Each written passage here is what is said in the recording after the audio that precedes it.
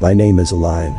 I come from a land of 1,000 hills, where the sun kisses the earth with a warmth that seeps into your soul, and the landscapes hold stories as old as time. Rwanda, my home, is a place of unmatched beauty and complex histories, a place where laughter fills the air as much as the scent of the earth after the rain. But this story I'm about to share with you is one of a time when our land wept and the skies grew heavy with sorrow. As a young girl, I grew up listening to the elders tell tales of our ancestors, of heroes and heroines who fought for our people, and of times when peace was a fragile bird, singing in the morning light. Little did I know that I, too, would have a story to tell one day, a tale not of mythical creatures or ancient battles, but of survival, of the resilience that lies within the human spirit, and of a darkness that descended upon our lives, threatening to extinguish our light forever. The days leading up to the genocide were filled with an uneasy tension that hung over our village like a storm cloud ready to burst. Rumors whispered through the streets, a foreboding sense of dread that slowly crept into our homes, making the nights restless and the days filled with whispered prayers for peace.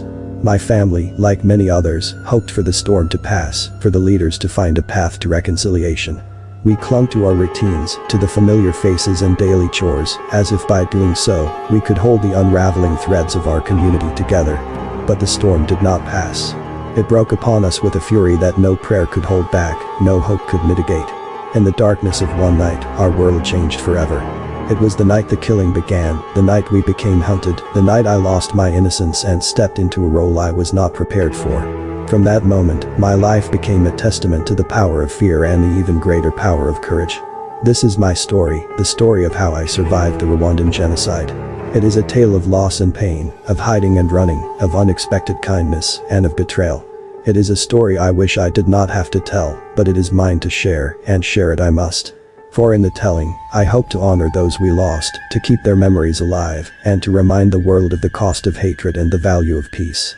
As I narrate this journey, remember that while the events are rooted in the darkest chapter of my life, they are a testament to the light we can find within ourselves and others, even in the most hopeless of times. This is not just my story, it is a whisper of survival, a cry for understanding, and a call to never forget. My name is Aline, a name given to me by my parents in the hope that I would grow strong and resilient, like the heroes of our past. I was born and raised in a small village nestled among the rolling hills of Rwanda, a place where everyone knew everyone else, and our lives were intertwined like the threads of the beautiful Imigongo art that adorned our homes.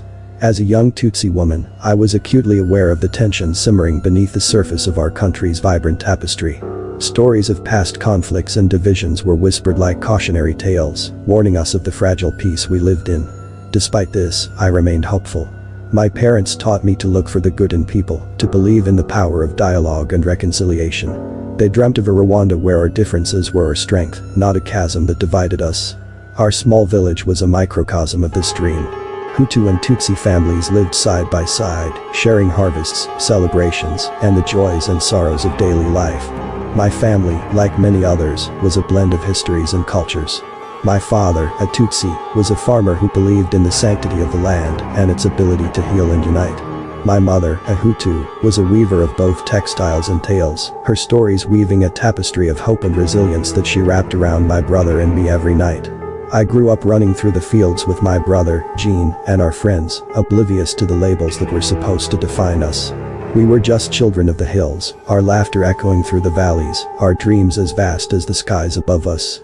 My parents worked hard to shield us from the undercurrents of hate, but as I grew older, I couldn't help but notice the cracks appearing in our idyllic world.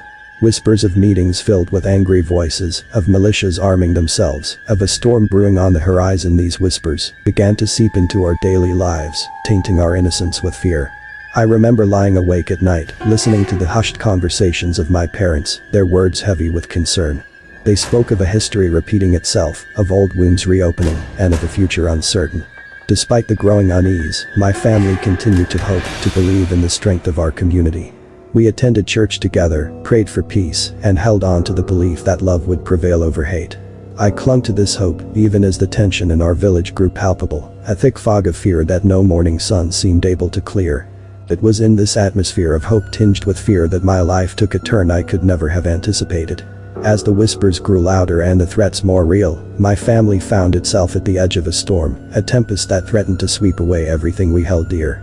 Little did we know that our lives were about to change forever, that our hopes would be tested in ways unimaginable, and that our strength would be forged in the heart of darkness.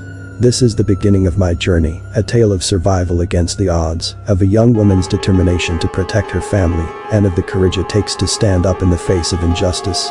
It is a story of Rwanda, of a village, and of a girl named Aline, who refused to be defined by the hatred that surrounded her. In the weeks leading up to the cataclysm, the air around us grew heavy, thick with whispers of impending doom.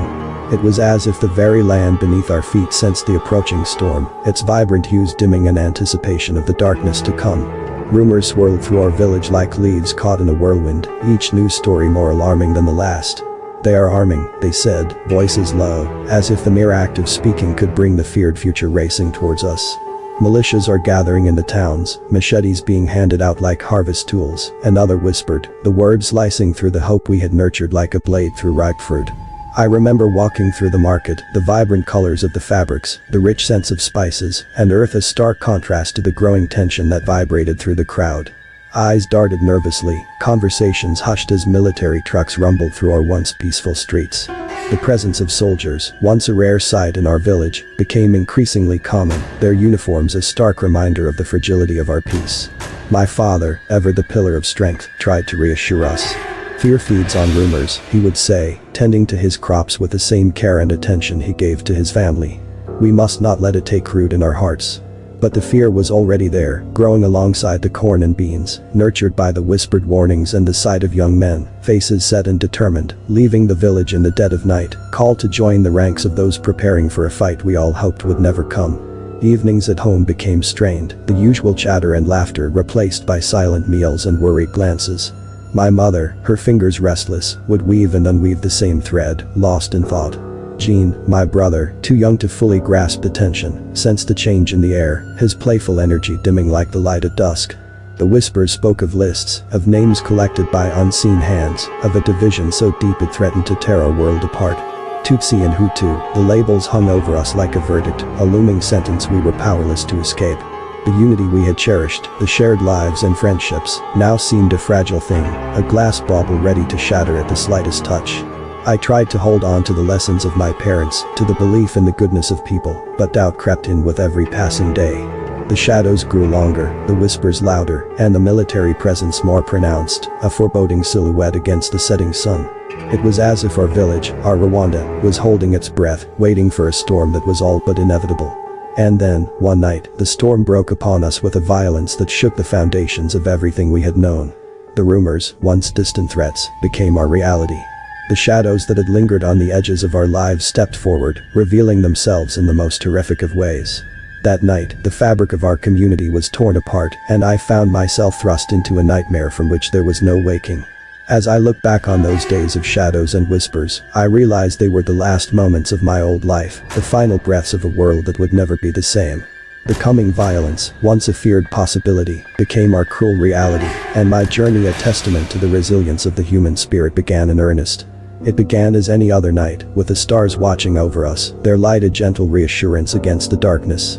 But the peace of the evening was a facade, one that shattered into 1,000 pieces, when the sound of gunfire tore through the stillness of our village.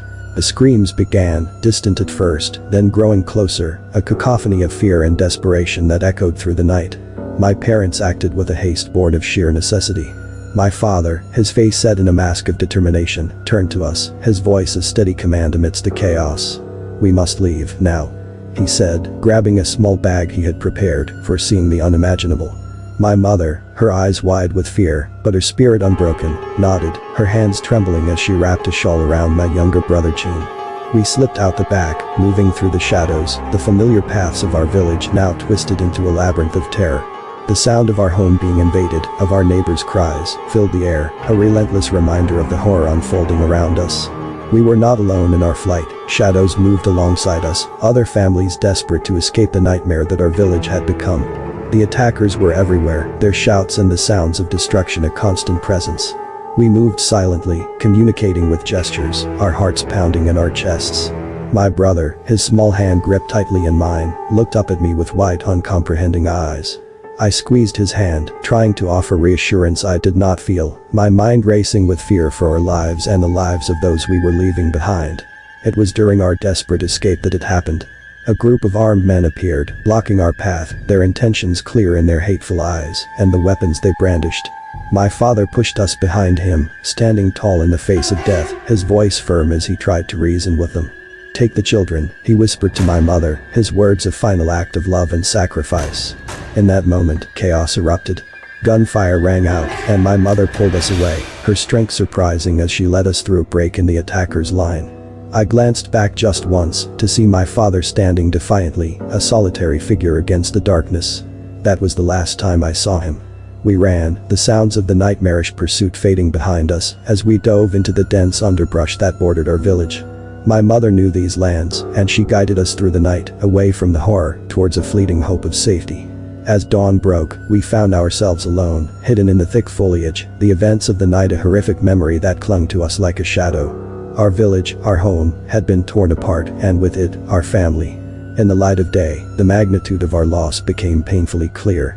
We were on our own, my brother and I, with only my mother's unyielding spirit to guide us through the darkest of times. The genocide had begun, its flames consuming everything we held dear. And as we set out, away from the ashes of our past, I realized that our journey was not just one of survival, but of carrying the memory of those we lost, of living for them, and of never forgetting the night the sky fell upon us. The sun rose, casting its light over a landscape that felt alien to me now. The vibrant life of our village seemed like a distant memory, its warmth extinguished by the cold reality of our situation. We were fugitives in our own land, with only the whisper of a rumored safe haven guiding us forward. My mother, Jean, and I moved cautiously, the weight of our grief a silent companion. During the day, we hid in the dense underbrush or among the tall grasses, the sounds of nature both a comfort and a reminder of how far we had strayed from the life we knew. We spoke little, conserving our strength and our words, each of us lost in our own thoughts, our own fears. Jean, too young to fully grasp the enormity of our loss, clung to my side, his moments of childhood innocence now shadows flitting across his face. I watched over him, a fierce determination growing within me. I would protect him, no matter what. This silent vow became my anchor, the purpose that drove me forward through the uncertainty and fear.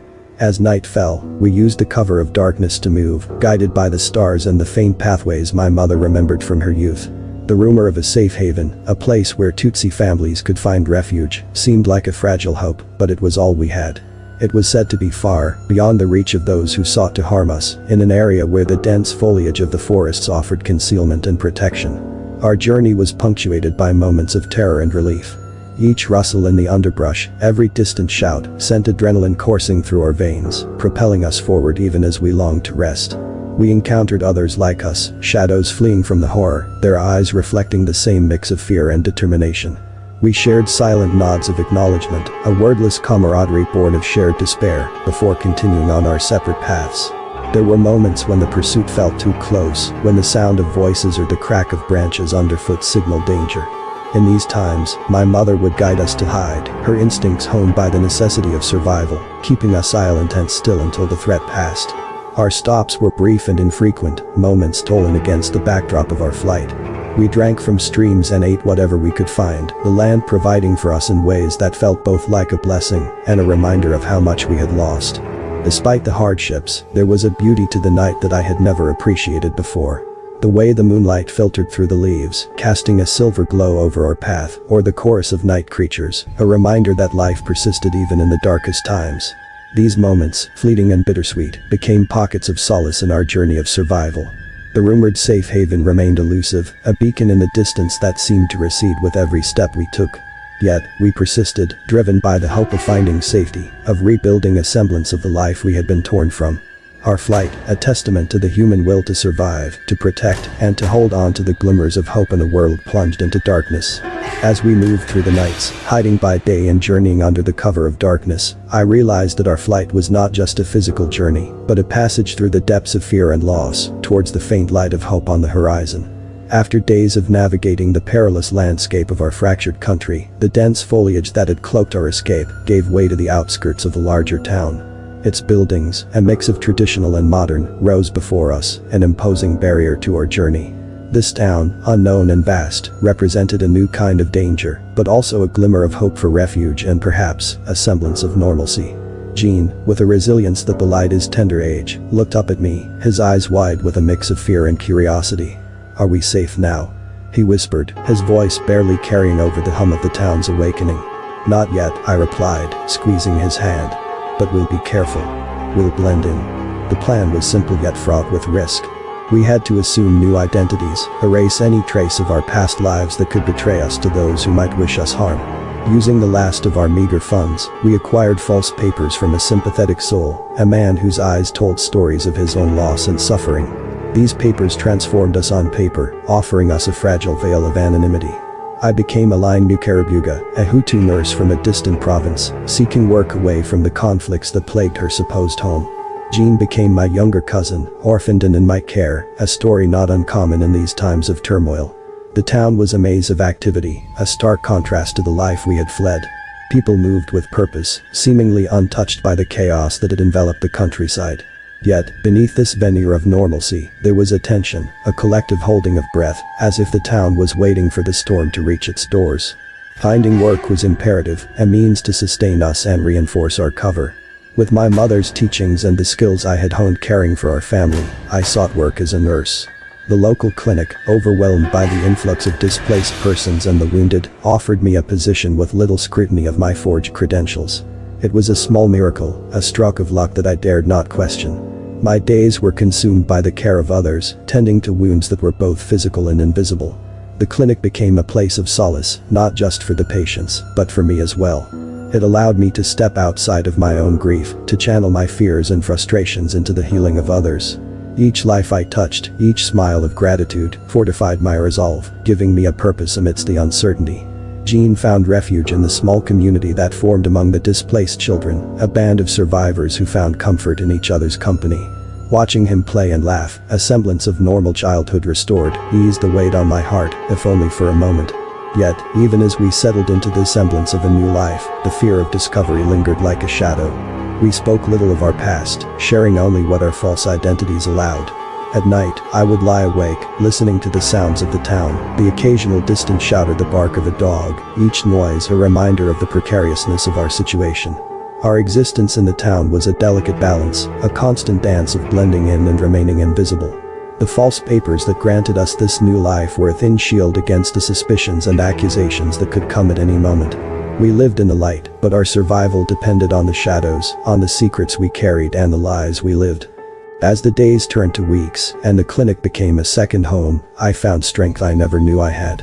But the fear never left us, a constant companion that whispered reminders of our fragility, of the danger that could unravel our carefully constructed lives at any moment. In this larger town, amidst strangers who knew nothing of our past, we forged a new chapter of our survival, one fraught with challenges, but also filled with small victories, and the hope of enduring another day. The life we built in the shadows of our false identities was a constant balancing act, teetering on the edge of discovery with every passing day. The clinic where I worked became both a sanctuary and a stage, where I played the role of a nurse with a past unmarred by the horrors we had fled. Each day brought new patients, each carrying stories of loss and escape, their wounds speaking silently of the violence that continued to ravage our country. Working in the clinic, I was privy to the rawest forms of human suffering. Men, women, and children bore the physical and emotional scars of the genocide, their stories etched into their flesh and haunting their eyes. The atrocities they had witnessed and endured were beyond comprehension, tales of families torn apart, of unimaginable cruelty, and of the fight for survival against all odds. And yet, amidst this landscape of pain, I was forced to maintain a facade, to offer comfort and care, without revealing the depth of my own understanding and grief. The need to remain unnoticed, to avoid drawing any suspicion to myself or Jean, meant that there were limits to the help I could provide. My heart ached with a desire to do more, to stand against the injustices, but the fear of endangering us all kept me restrained. Jean, too, felt the strain of our hidden truth. Among the other children, he had to navigate the delicate dance of belonging and isolation. He formed friendships, bonds forged in the shared experience of displacement, but there was always a part of him he had to keep hidden, stories he could not share, and questions he could not answer. The innocence of childhood was a luxury he could no longer afford, replaced instead by the weight of secrets and the need for constant vigilance. The tension that permeated our lives was a relentless undercurrent, a whisper in the dark that reminded us of the fragility of our existence. Each day at the clinic, as I treated the wounds of those who had escaped death, I was reminded of the fine line we walked. The wrong word, a moment of carelessness, or a slip of the tongue, could unravel the delicate web of lies that protected us. In the evenings, when the clinic closed and the town settled into a wary quiet, I found myself wrestling with the helplessness that gnawed at me. Witnessing the horrors of the genocide, being so close to the suffering yet unable to take a stand, was a torment of its own. I wanted to scream, to tell the world of the injustices being committed, to fight back against the darkness that seemed to engulf everything. But the reality of our situation, the need to protect Jean and keep him safe, silenced me. Our conversations at home, whispered in the dim light of our small room, were filled with caution and fear. We spoke of the day's events in hushed tones, sharing our experiences and the stories we had heard, always mindful of the walls that held our secrets. It was in these moments, in the shared understanding and the silent acknowledgement of what we had endured, that we found strength. Living among the shadows, we bore witness to the resilience of the human spirit, to the acts of kindness and bravery that flourished even in the darkest times. Yet, the constant tension of avoiding suspicion, of living a lie in the face of such horror, was a heavy burden to bear. It was a test of our courage, our determination to survive, and our hope that one day, we might step out of the shadows and into the light of truth. In the midst of our precarious existence, a flicker of unexpected light came into our lives, an encounter that would fortify our spirits more than I could have ever anticipated. It was during one of my late evenings at the clinic, when the sun had dipped below the horizon, casting long shadows through the windows, that I met him. He was an elderly man, a Hutu by birth, who carried himself with an air of quiet dignity that seemed out of place in the tumultuous world we had come to know. He had come to the clinic seeking treatment for a minor injury, a cut on his hand that he joked was the result of his stubborn refusal to acknowledge his age. As I treated his wound, there was something in his manner, a certain look in his eyes, that suggested a depth of understanding and sorrow. It was a look I recognized, one that spoke of loss and the heavy burden of knowledge. His name was Thomas, and over the course of his visits, our initial conversations, filled with veiled references and cautious probing, evolved into a genuine connection. Thomas, as I came to learn, was a voice of dissent in a time when to disagree was to risk everything. He spoke out against the genocide, condemning the violence and the division it wrought among communities that had once lived together in harmony. His words, whispered in the safety of the clinic's walls, were a balm to my weary soul. Here was someone who saw beyond the labels that had been forced upon us, who believed in the Rwanda I longed to see reborn. As our trust grew, Thomas became a mentor and a guardian to Jean and me. He understood the dangers of our situation intimately, having navigated the treacherous waters of dissent himself. With a wisdom born of experience, he advised us on how to remain hidden in plain sight, how to weave our lies more convincingly, and how to listen to the undercurrents of the town for signs of danger. His guidance was invaluable, his presence a constant reassurance that we were not alone in our fight for survival. Thomas taught us the art of seeing without being seen, of moving through the world as shadows, unnoticed but ever present.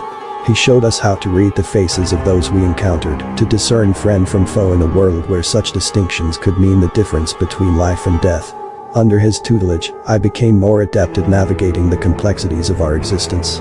My role at the clinic evolved as I learned to use my position to gather information, to offer help more discreetly to those in need, and to protect Jean and myself more effectively. Thomas's sage advice, delivered in his gentle, measured tone, became a guiding light in the darkness that surrounded us. But perhaps the most significant lesson Thomas imparted was one of hope. In a time when despair threatened to overwhelm us, he reminded us of the strength of the human spirit, of the capacity for kindness and compassion in the face of unimaginable cruelty. He spoke of a Rwanda that could emerge from the ashes of this tragedy, a nation rebuilt on the foundations of understanding, forgiveness, and unity. Our meetings with Thomas, though infrequent to avoid arousing suspicion, became a lifeline. In him, I found not only a mentor, but a figure of fatherly concern and wisdom. His belief in a future where peace could be restored, where our identities would not be defined by ethnicity, but by our shared humanity, fueled my resolve to survive, to bear witness to the atrocities, and to one day, contribute to the rebuilding of our country.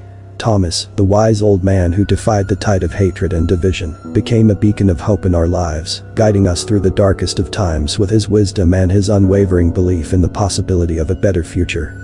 The world had tried to categorize us, to define us by the ethnic groups into which we were born, as if these labels determined our thoughts, our actions, and our worth. But life, in its infinite complexity, refuses to adhere to such simplistic divisions. My encounters, especially with Thomas, served as a poignant reminder of this truth. Through him, I came to understand the profound depths of human character, that within the heart of each individual lies the capacity for both darkness and light, regardless of the ethnic markers society might ascribe to them. Thomas, a Hutu, stood as a living testament to the fallacy of collective guilt.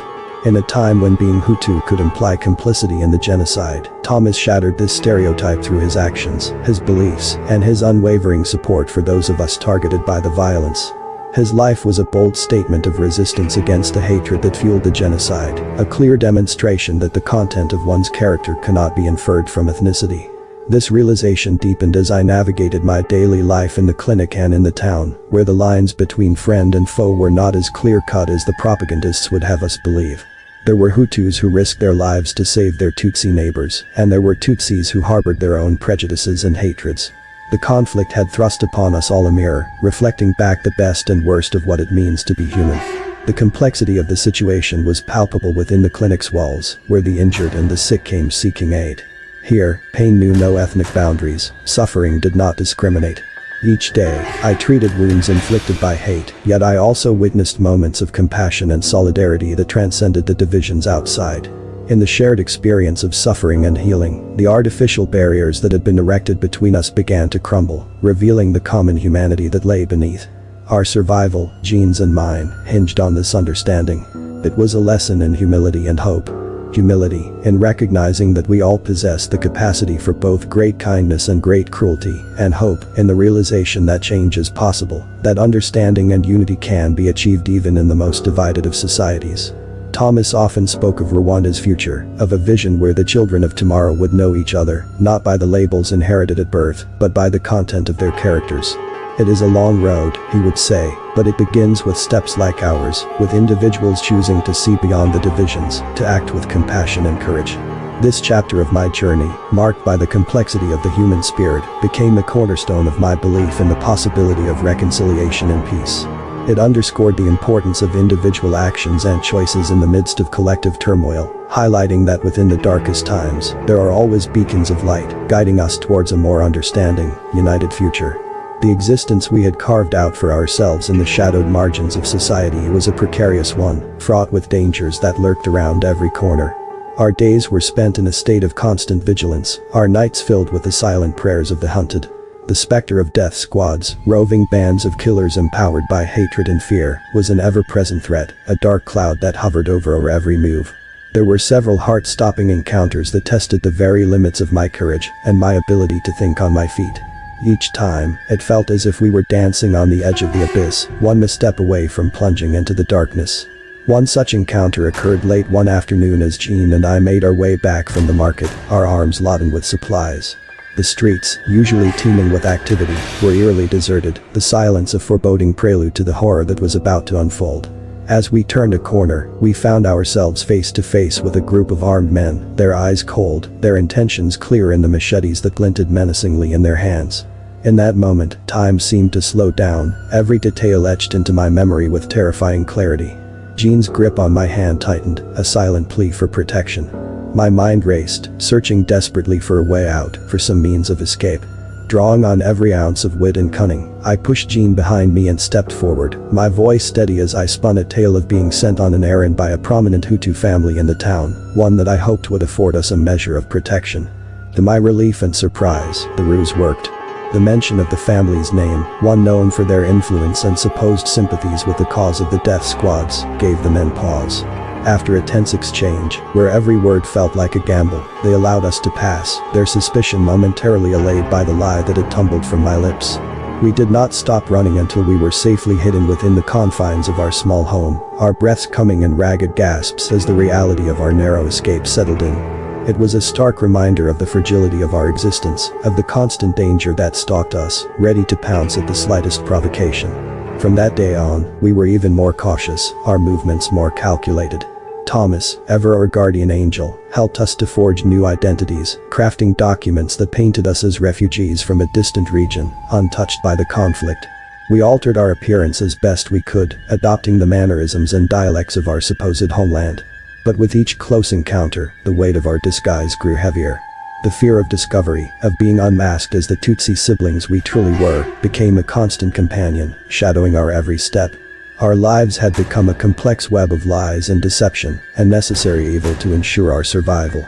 These encounters with death squads, and the ever-present threat they represented, honed my instincts for survival to a razor's edge.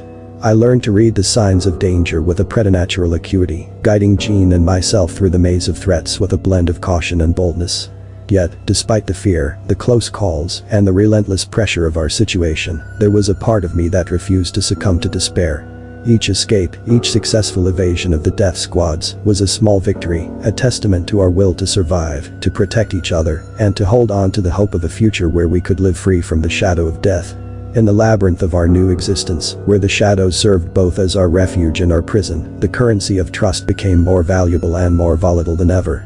With the omnipresent danger enveloping us like a cloak, the decision to trust was akin to walking a tightrope suspended over an abyss, where a single misstep could lead to a catastrophic fall. The constant threat of death squads, informants, and the treacherous whispers of betrayal turned each encounter into a high-stakes game of discernment and intuition. Navigating this landscape required a delicate balance. My brother, Jean, and I had become adept at reading the unsaid, at sensing the undercurrents of fear and duplicity that flowed beneath the surface of every interaction. Yet, the necessity of our survival often compelled us to extend the fragile tendrils of trust, to rely on the kindness and discretion of others, even when every instinct screamed caution. There were moments when the weight of this incessant suspense threatened to overwhelm us, to crush the very spirit we fought so hard to preserve. Each knock at our door, each new face, carried the potential for disaster. The act of trusting became a calculated risk, one where the stakes were our lives. We had learned the hard way that betrayal could come from the most unexpected places, that the fear which gripped the heart of our country could turn neighbor against neighbor, friend against friend. Yet, amidst the minefield of paranoia and suspicion, there were beacons of hope, individuals whose actions reaffirmed our faith in humanity. People like Thomas, who stood as a testament to the power of integrity and compassion in a world gone mad. It was in these individuals that we placed our cautious trust, forming bonds that were strengthened not by naivety, but by the mutual recognition of our shared humanity, and our common desire for a future free from the tyranny of fear. The suspense of our day-to-day existence was not just a matter of evading physical danger, but also of guarding against the erosion of our trust in others. Each encounter was a test, a delicate dance where we gauged the intentions of those we met, where the truth was often cloaked in layers of necessity and survival. The question of whom to trust and how much became a central theme of our lives, a puzzle we navigated with wary hearts. Our survival depended on this cautious approach to trust. It was a shield against the ever-present danger, a strategy that allowed us to move through a world where the lines between friend and foe were blurred by fear and desperation. This constant vigilance shaped us, molding our characters in the crucible of our circumstances, teaching us the value of discernment, the strength of resilience, and the preciousness of genuine connections, forged in the most unlikely of circumstances. In the end, the suspense that permeated our existence was not just about the fear of being discovered or the threat of violence. It was about the challenge of maintaining our humanity, our capacity to trust, and our hope for a better future amidst the chaos. This balancing act, this constant negotiation of trust in a world where it was both our greatest weakness and our most necessary ally, defined our journey, shaping the path we walked and the people we became. The revelation came on a day that began like any other, under the guise of routine and the pretense of normalcy that Jean and I had painstakingly maintained. It was within the nondescript walls of the clinic, amid the antiseptic smells and the hushed voices, that I first heard whispers of hope, a murmured tale of an underground network dedicated to saving lives. These whispers spoke of a clandestine group, brave souls working in the shadows to provide a lifeline to Tutsis like us, desperate to escape the clutches of the genocide that ravaged our country. The discovery was accidental, a conversation overheard while tending to the wounds of a young man who bore the scars of his narrow escape. His words, though veiled and cautious, hinted at a path to salvation, a chance for Jean and me to do more than just survive, to fight back against the darkness that had consumed our lives. The notion of an underground network, a collective of individuals risking everything to save others, was a beacon of light in the overwhelming darkness, a thread of hope in a tapestry of despair. The decision to join this network was not made lightly. Every fiber of my being understood the risks involved, the potential cost of this choice. It was a lesson in humility and hope. humility, in recognizing that we all possess the capacity for both great kindness and great cruelty, and hope, in the realization that change is possible, that understanding and unity can be achieved even in the most divided of societies.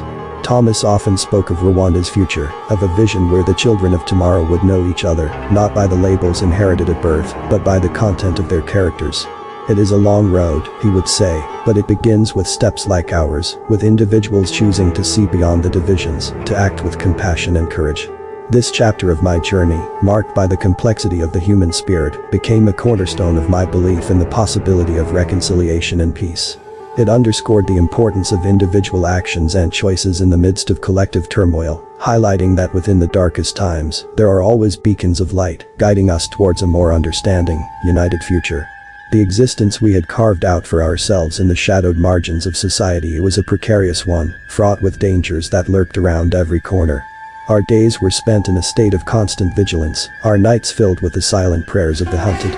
The specter of death squads, roving bands of killers empowered by hatred and fear, was an ever-present threat, a dark cloud that hovered over our every move. There were several heart-stopping encounters that tested the very limits of my courage and my ability to think on my feet. Each time, it felt as if we were dancing on the edge of the abyss, one misstep away from plunging into the darkness. One such encounter occurred late one afternoon as Jean and I made our way back from the market, our arms laden with supplies. The streets, usually teeming with activity, were eerily deserted, the silence a foreboding prelude to the horror that was about to unfold. As we turned a corner, we found ourselves face to face with a group of armed men, their eyes cold, their intentions clear in the machetes that glinted menacingly in their hands. In that moment, time seemed to slow down, every detail etched into my memory with terrifying clarity. Jean's grip on my hand tightened, a silent plea for protection. My mind raced, searching desperately for a way out, for some means of escape. Drawing on every ounce of wit and cunning, I pushed Jean behind me and stepped forward, my voice steady as I spun a tale of being sent on an errand by a prominent Hutu family in the town, one that I hoped would afford us a measure of protection. To my relief and surprise, the ruse worked. The mention of the family's name, one known for their influence and supposed sympathies with the cause of the death squads, gave the men pause. After a tense exchange, where every word felt like a gamble, they allowed us to pass, their suspicion momentarily allayed by the lie that had tumbled from my lips. We did not stop running until we were safely hidden within the confines of our small home, our breaths coming in ragged gasps as the reality of our narrow escape settled in.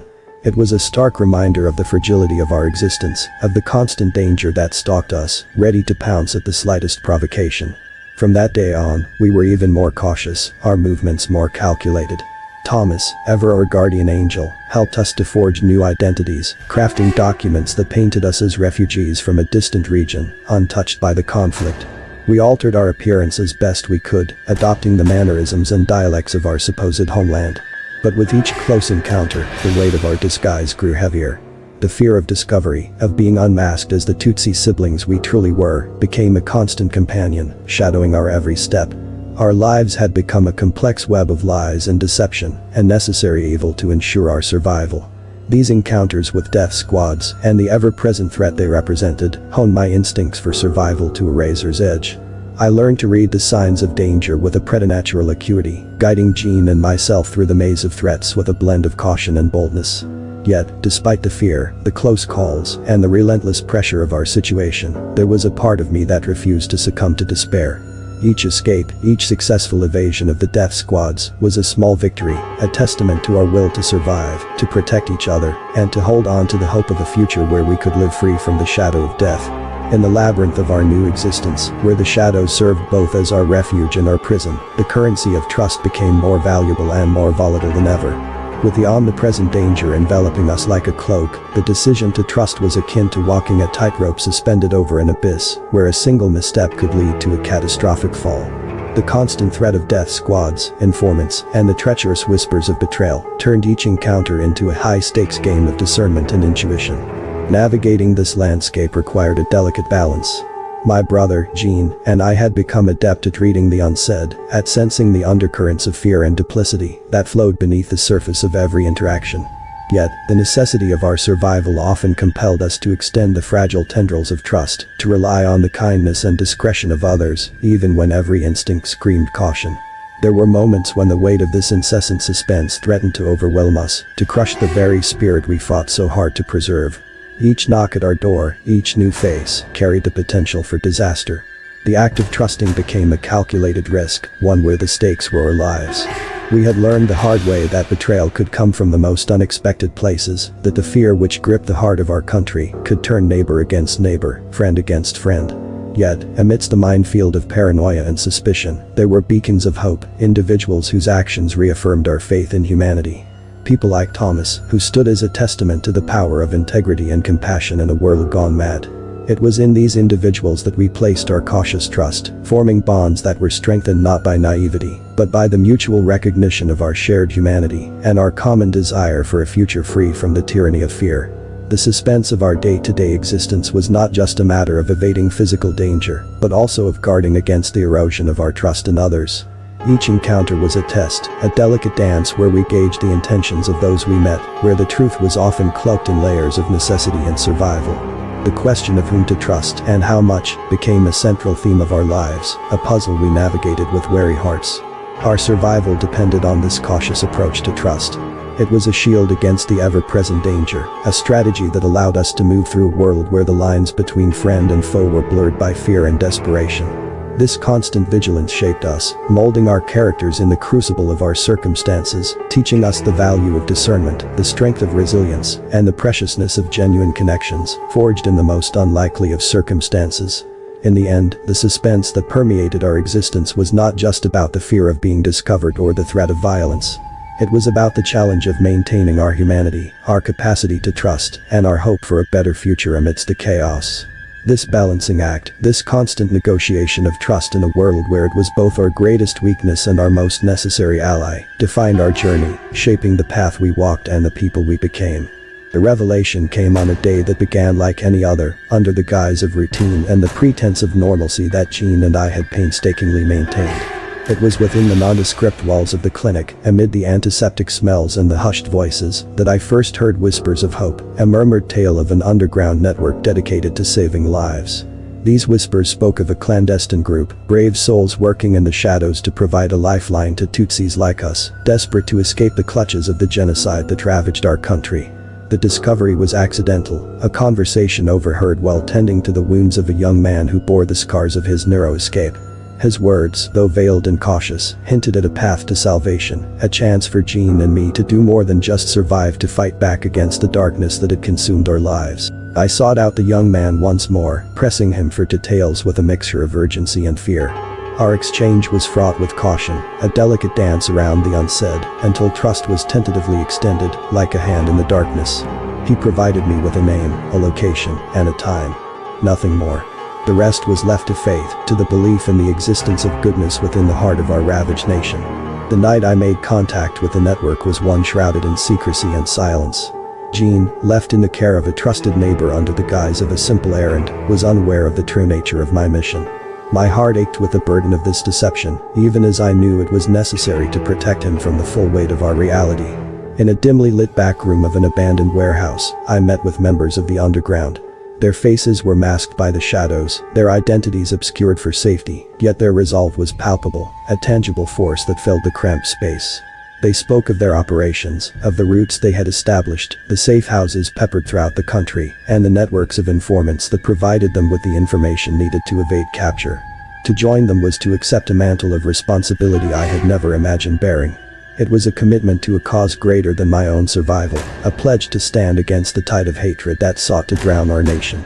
In that moment, I became part of something larger than myself, a member of a collective united by the singular goal of saving lives.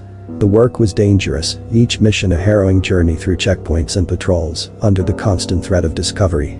But with each life we managed to save, with every family we helped to escape to safety, the peril we faced seemed a worthy price to pay. The underground network became my new family, a group bound not by blood, but by the shared determination to make a difference, to light a candle in the darkest night.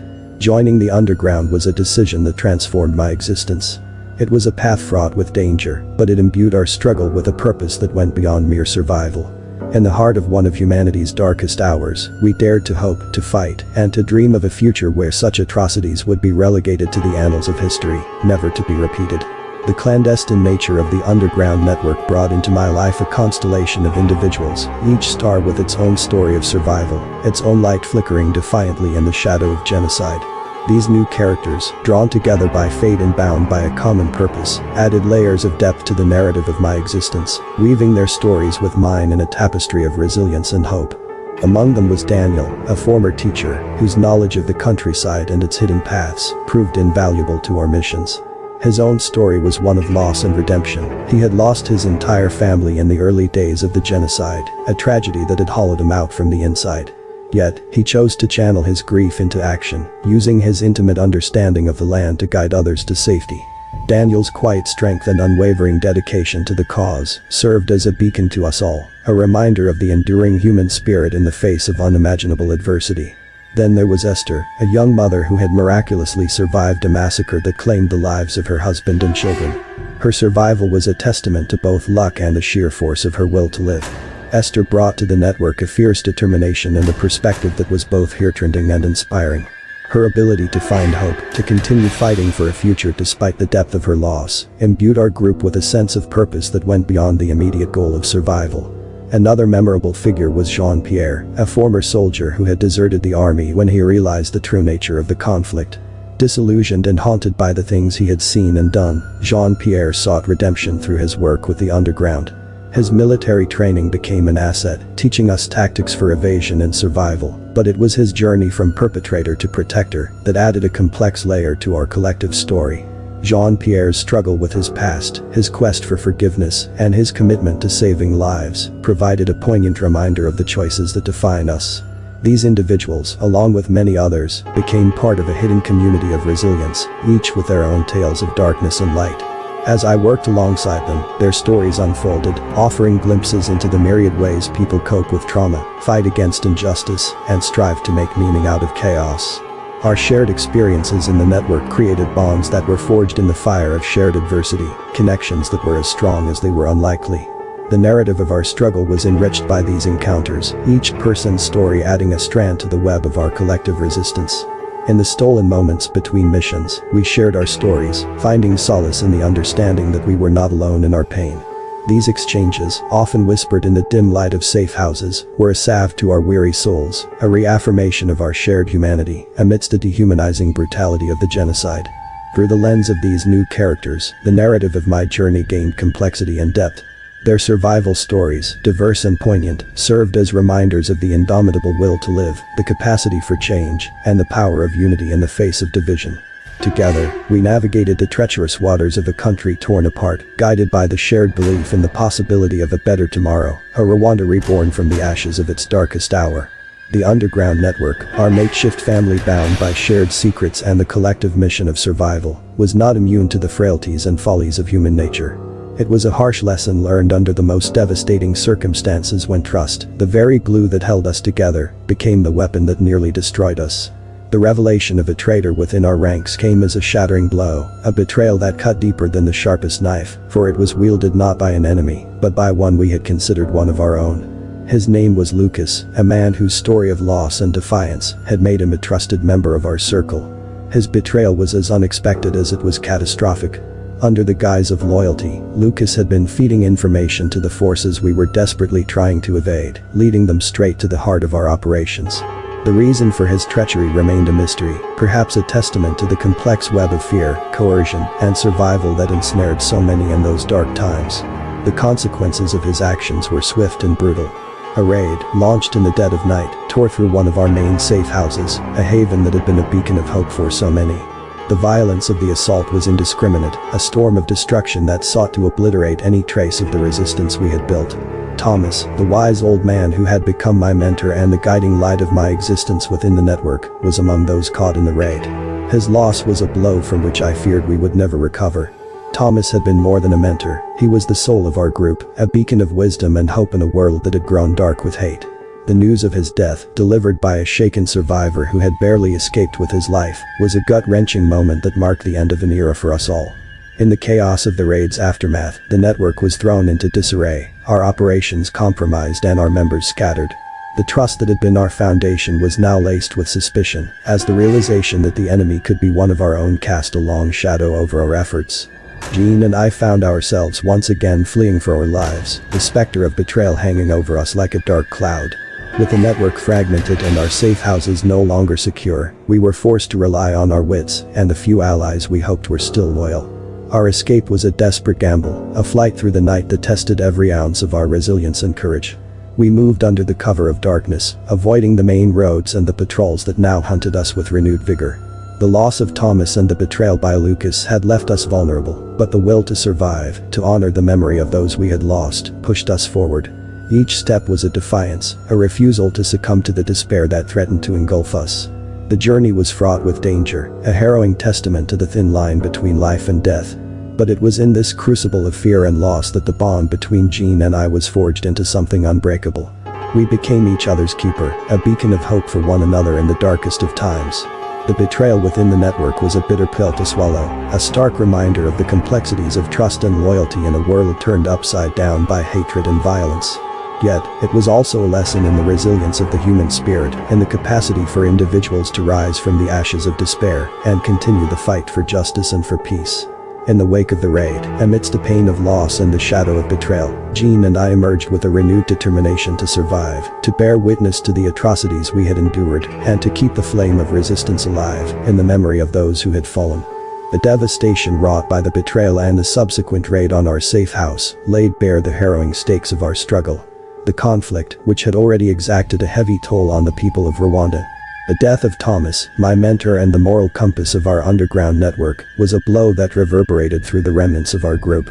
His passing was not just the loss of a single life, it represented the extinguishing of a beacon of hope, a voice of wisdom and compassion in a time of unchecked brutality. Thomas had embodied the possibility of a Rwanda rooted in understanding and shared humanity, and his loss felt like a dimming of that vision, a reminder of the fragility of our dreams amidst the storm of hatred. The betrayal by Lucas, one of our own, further underscored the stakes of our engagement in the conflict. It was a brutal illustration of how the violence had permeated the very fabric of our society, turning neighbor against neighbor, friend against friend. The treachery highlighted the dangerous fault lines created by fear and suspicion, undermining the collective efforts to resist the genocidal forces tearing our country apart. The cost of his betrayal was measured not only in the lives lost and the operations compromised, but also in the trust so painstakingly built among us, now fractured by his actions. In the aftermath of the raid, as Jean and I navigated the treacherous path of our escape, the weight of what we were fighting against and what we were fighting for pressed heavily upon us.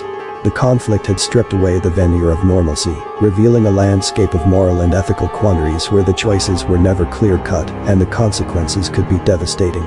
The stakes of our struggle for survival, for the preservation of dignity and humanity in the face of systematic extermination, had never been higher. The tragedy also served as a poignant reminder of the cost of defiance in a regime bent on destruction. To stand against the tide of genocide, to shelter the hunted, and to seek the preservation of life, was an act of unparalleled bravery and risk. Each operation, each life saved, was a testament to the resilience and courage of those who refused to be complicit in the atrocities, who chose instead to fight back with whatever means they had. As we mourned the loss of Thomas and grappled with the aftermath of betrayal, the resolve within Jean and me hardened. The tragedy had laid bare the stakes of our involvement, but it also steeled our determination to continue the fight, to bear witness to the suffering and the resilience of our people. In honoring the memory of those we had lost, in refusing to be cowed by the enormity of the cost, we committed ourselves anew to the struggle for survival, for justice, and for a future where such horrors could never again take root. The cost of the conflict, etched in the lives lost and the dreams shattered, was a heavy burden to bear. Yet, it was also a clarion call to resist, to hold fast to the ideals of humanity and compassion even in the darkest of times. The tragedy of our loss was both a wound and a wellspring of resolve, fueling our continued defiance against the forces that sought to divide and destroy us. The climax of our ordeal unfolded under a sky streaked with the first light of dawn, a symbolic beginning as Jean and I, along with a group of survivors, embarked on what would be the most perilous journey of our lives. The objective was clear, yet daunting. To reach a refugee camp located across the border, a sanctuary that promised safety and a respite from the relentless pursuit that had shadowed our every step. The path we were to take, fraught with danger and uncertainty, was a testament to the desperation and determination that drove us forward.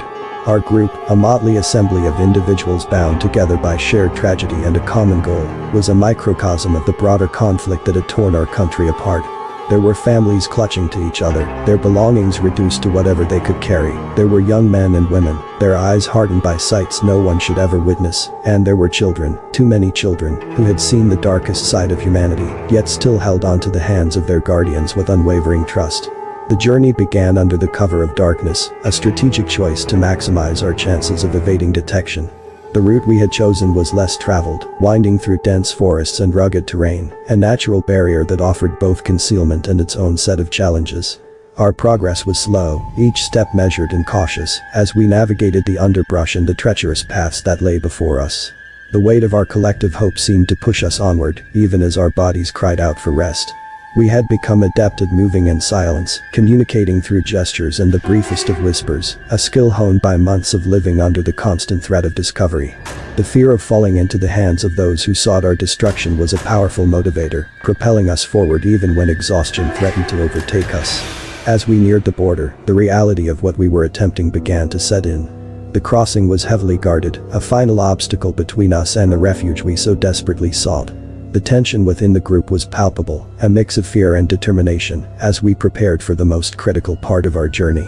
Strategies were discussed in hushed tones, plans made and remade, as we sought to find the safest way to navigate this last hurdle. The night before our attempted crossing was a sleepless one. We huddled together, drawing comfort from the presence of those around us, each lost in their own thoughts, their own prayers for the morrow. It was a night of reflection, of thinking back on the journey that had brought us to this point, and of looking forward to the hope of a new beginning. The attempt to cross the border was a blur of motion and whispered commands, a dance with fate that none of us would ever forget. We moved under the cover of darkness, using the natural terrain to shield our approach, our hearts pounding in our chests as we neared the crossing point.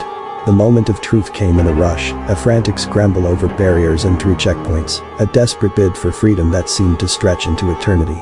And then, miraculously, we were through. We had made it to the refugee camp, a sprawling expanse of tents and makeshift shelters that represented the end of one journey and the beginning of another. The relief that washed over us was indescribable, a mixture of disbelief and gratitude, of mourning for what we had lost, and hope for what lay ahead. The refugee camp, with its promise of safety, was a bittersweet sanctuary. It was here, amidst a sea of displaced souls, that the full weight of our journey settled upon us. We had survived, but at what cost? The faces of those we had lost along the way haunted our thoughts, a reminder of the price paid for our escape. Yet, in this place of refuge, we also found a semblance of community, a gathering of survivors whose stories echoed our own. The camp became a place of healing, of slowly rebuilding the pieces of our shattered lives, and of looking forward to a future that, until recently, had seemed an impossible dream. Our exodus to the refugee camp across the border was not just a physical journey, but a passage through the darkest night of our souls, towards a dawn that promised new beginnings. It was a testament to the resilience of the human spirit, to the power of hope and the strength of unity in the face of adversity. As we settled into this new chapter of our lives, the memories of our journey, of the sacrifices made and the lives lost, remained with us, a solemn reminder of the cost of conflict and the enduring hope for peace. As we embarked on our exodus toward the uncertain sanctuary beyond our nation's borders, the journey unfolded as a relentless test of endurance, wits, and will. The path to freedom was fraught with natural obstacles that tested our physical limits, enemy patrols that challenged our stealth and resolve, and an inner turmoil that forced each of us to confront our deepest fears. Amidst these trials, my role within our group evolved, not from ambition, but from the necessity of survival. My leadership and courage, attributes honed by the fires of adversity, became beacons for our beleaguered band of survivors. The dense forests that lay between us and our destination were a maze of natural barriers. Thorny underbrush tore at our clothes and skin, leaving us marked by our passage. Rivers swollen by the season's rains became treacherous crossings, where the water's roar drowned out the sounds of pursuit, but also threatened to sweep us away with its indifferent might. Steep inclines tested our strength and resolve, each step a battle against the pull of gravity and the weight of the despair we carried in our hearts. Yet, it was not just the land itself that opposed us. Enemy patrols, ever vigilant for signs of those fleeing the carnage, were a constant threat. Their presence was an invisible pressure that kept us moving in silence, communicating with gestures and shared glances. Each encounter with these patrols was a high-stakes game of cat and mouse, where the price of discovery was too grim to contemplate. We learned to move like the wind through the trees, leaving no trace, our passage marked only by the faintest disturbances in the natural world we traversed. Amid these external challenges, perhaps the most daunting obstacles we faced were those that lay within ourselves. In this crucible of fear and challenge, my leadership was not a mantle I donned with ease. It was a responsibility thrust upon me by circumstance, one that I accepted out of necessity. My courage, a flame that flickered in the gale of our plight, was not born from a lack of fear, but from the acknowledgement of it. I knew that to falter would be to fail not only myself, but also those who looked to me for guidance, for a glimmer of hope in the enveloping darkness. My leadership style was one of quiet determination. I made decisions with the input of our group, valuing the diverse experiences and insights each member brought to our collective struggle. I led from the front when we navigated the treacherous terrain, setting a pace that was sustainable for our weary band. When enemy patrols drew near, it was often my hand that signaled for silence, my eyes that scanned the path for signs of danger, my heart that raced with the prospect of discovery. Yet, it was in those moments of shared vulnerability, when the facade of bravery cracked under the weight of our collective fears, that true courage emerged. Encouraging words, a shared burden, a comforting presence in the still of the night, these were the manifestations of leadership that mattered most. They were the threads that bound our group together, weaving a tapestry of resilience from the frayed edges of our hope. Our journey through the valley of shadows, facing the onslaught of nature, the menace of our pursuers, and the tempest of our own doubts, was a testament to the human capacity to endure. It showcased not just my leadership and courage, but the collective strength of a group of individuals who, against all odds, dared to dream of a dawn beyond the darkness. As the dust settled on our harrowing journey to the refugee camp, a semblance of safety enveloped us, a stark contrast to the chaos we had fled. The camp, with its rows of tents and the constant hum of activity, was a far cry from the homes we had left behind, yet it offered a reprieve from the relentless pursuit that had defined our existence for what seemed like an eternity.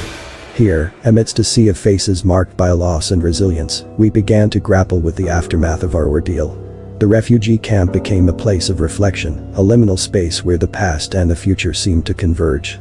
For Jean and me, as for so many others, it was a place to mourn the irrevocable losses we had suffered, to honor the memory of those who had fallen along the way, heroes like Thomas, whose wisdom and courage had been a guiding light in our darkest moments, and the countless others whose names were etched in our hearts.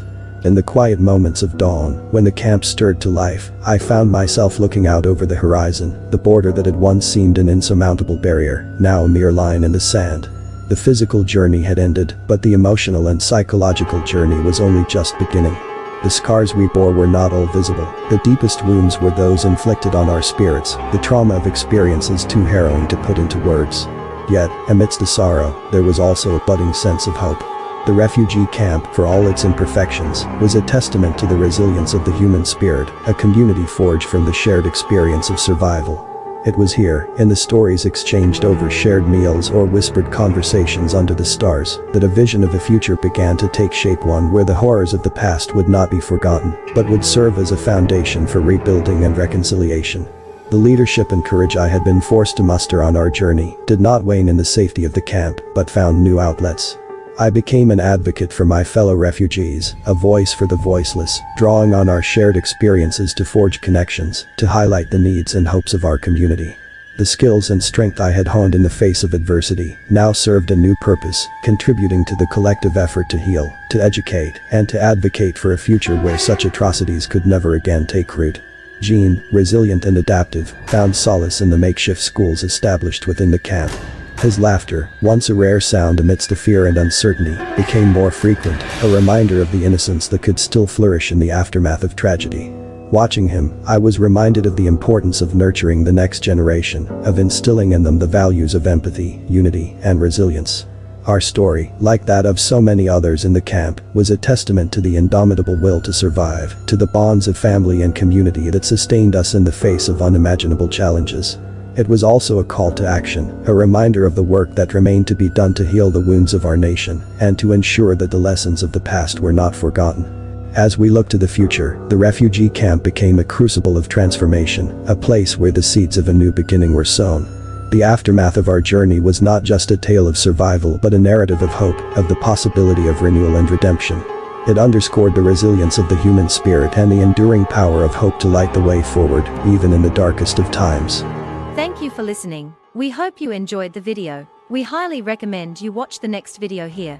Oops. I'm waiting for you to click. Yes, you've clicked. Happy watching.